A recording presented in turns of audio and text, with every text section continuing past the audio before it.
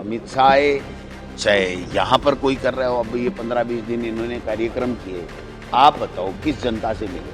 नहीं तो वसुंधरा जी के ग्रुप का है या और किसी के ग्रुप का है तो वो कहते हैं नहीं नहीं आप नहीं हो, वांछित नहीं। उनके बीजेपी में एक बहुत बड़ा जोरदार शब्द है अभी इसी शासन, और उसके पैसे भी लेके मैं धन्यवाद देना चाहता हूँ कि मेरे इलाके में एक उन्होंने अच्छा काम किया। उनको पता ही नहीं कब बटन दब गया।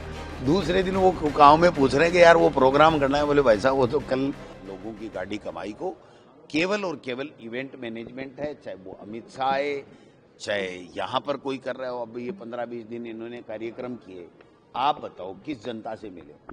किस जनता का क्या काम हुआ? क्या कौन सी पॉलिसी इन्होंने लॉन्च की?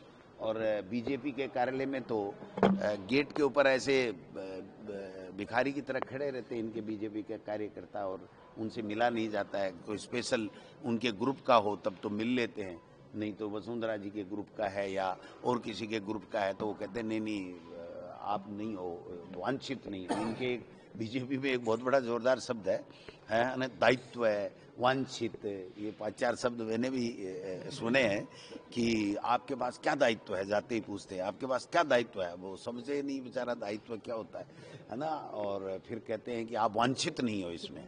तो ये वांछित दायित्व है भाई साहब, ये जो कल्चर है ना आरएसएस की, ये कल्चर पूरी तरीके से छाई हुई है। और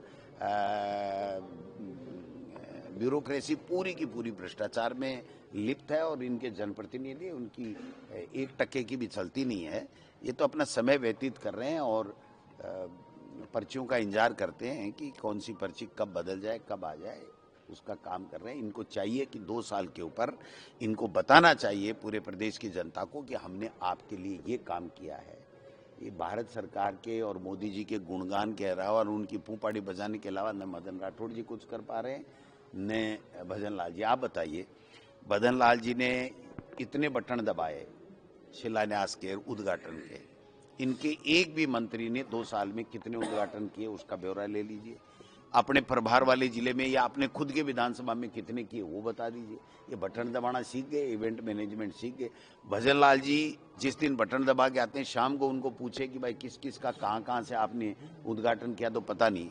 मेरे यहाँ श्रवण बगड़ी जी जो यहाँ महामंत्री हैं, ये एक लेकर के गए थे पीएचसी अपने गाँव में अभी इसी शासन, और उसके पैसे भी लेके मैं धन्यवाद देना चाहता हूँ कि मेरे इलाके में एक उन्होंने अच्छा काम किया। उनको पता ही नहीं कब बटन दब गया। दूसरे दिन वो गांव में पूछ रहे हैं कि यार वो प्रोग्राम करना है। बोले भाई साहब वो तो कल रामगढ़ में आए थे ना, मुख्यमंत्री जी बटन दबा गया। अरे यार मेरे को पता होता तो मैं बटन रोक लेता। तो ये स्थिति इनकी है, तो समझ सकते हो कि कैसा शासन चल रहा है। मिड डे मील वाले मामले में किस लोगों के खिलाफ एफआईआर की है एसीबी ने? आपके पूर्व मंत्री भी देखो ये 5 साल से तो इनकी नींद जगी है, और नींद जगे भी केवल और केवल कांग्रेस को कैसे बदनाम करें, उनके समय में कोई अच्छी योजना चली हो उसको कैसे बदनाम करें, इसमें लगे हुए हैं। जो पेमेंट की ये बात कर रहे हैं कि 2000 करोड़ का घोटाला, मिड डे मील में तो पूरा काम 1800 करोड़ का ही हुआ बताते हैं। 2000 का तो हुआ ही नहीं, तो पूरा ही घोटाला हो गया। फिर जिला कलेक्टर 70 जिला कलेक्टरों ने इसका भुगतान किया है, ठीक है। आरएस अधिकारी हैं 100 के लगभग, 70 कलेक्टर, 100 आरएस, अनगिनत शिक्षा विभाग के अधिकारी, वो अगर वेरीफाई करके और कलेक्टर भुगतान कर रहा है और फिर भी ये कह रहे हैं कि घोटाला हो गया, और वो भी 3 साल जब बीजेपी की सरकार थी तब तो एक शब्द ही बोला नहीं, और 2 साल इनके निकल गए तब बोला नहीं। अब इनकी बेईमानियां, इनके घोटाले, इनके गड़बड़ झाले जब राजस्थान की विधानसभा में उठने की बारी आई तो आनन फानन में इन्होंने एक सगुफा छोड़ा कि इस तरीके से हुआ है। हो जाएगा, दूध का दूध पानी का पानी हो जाएगा, जांच हो जाए, हमें किसी को कोई तकलीफ नहीं है। लेकिन इस तरह की सनसनीखेज बना करके प्रदेश के ब्यूरोक्रेसी को आप कमजोर कर रहे हो। आपके काम कौन करेगा? आपकी किसी भी योजना की क्रियान्विति वो आईएएस अफसर, वो आरएएस अफसर, वो ब्यूरोक्रेसी क्यों करेगी कि आप नाहक उनको बदनाम करने के लिए, अपनी राजनीतिक रोटियां सेकने के लिए उनको इस तरीके से आप स्टंटबाजी कर रहे हो और एफआईआर करा रहे हो। तो आप बताइए कि 100 कलेक्टरों की ये जांच करा लेंगे और फिर ये 3 साल राज कर लेंगे। ये केवल एक परसेप्शन क्रिएट करने के लिए कि साहब देखो हमने एफआईआर लॉन्च कर दी है और ये जो है वो कांग्रेस के समय गड़बड़ 2G स्पेक्ट्रम कोलगेट ये सब धरे रह गए ना, तो ये भी रह जाएंगे। जी डबल इंजन की सरकार, राहुल गांधी जी ने ट्वीट किया है, डबल इंजन सरकार कोई काम नहीं करती, ज़्यादा पश्चिम से फायदा। राहुल जी को तो सही कह रहे हैं, राहुल गांधी जी गलत कभी कहते ही नहीं है।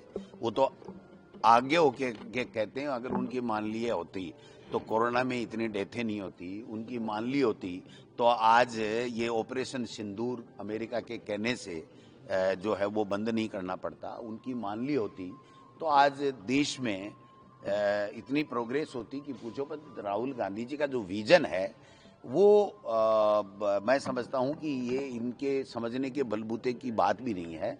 आप देखिए कि जातिगत जनगणना का मुद्दा राहुल गांधी जी ने उठाया, इन्होंने जाकर के बाद में माना। अगर वो पहले मान लेते तो अब तक हमारी 2026 तक पूरी जातिगत जनगणना ही हो जाती।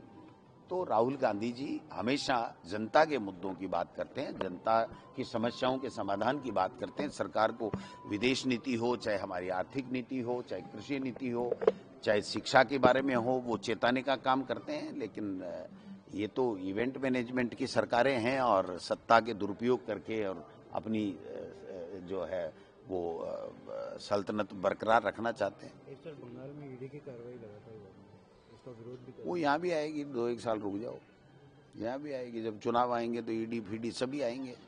इनके पास बच्चा क्या है? यही तो बच्चा है, और क्या बच्चा?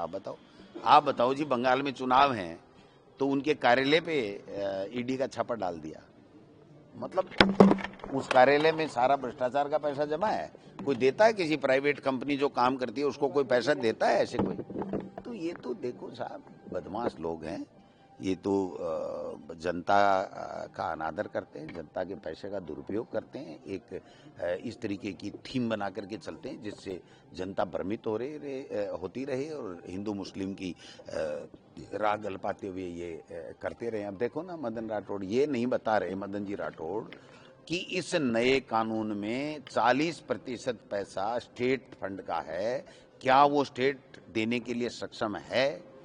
मदन राठौड़ जी ये नहीं बता रहे कि ये जो नया कानून है इसमें मांगते ही काम देने का अधिकार और नहीं देने पे बेरोजगारी भत्ता देने का जो कानून था वो अब है। ये नहीं बता पा रहे।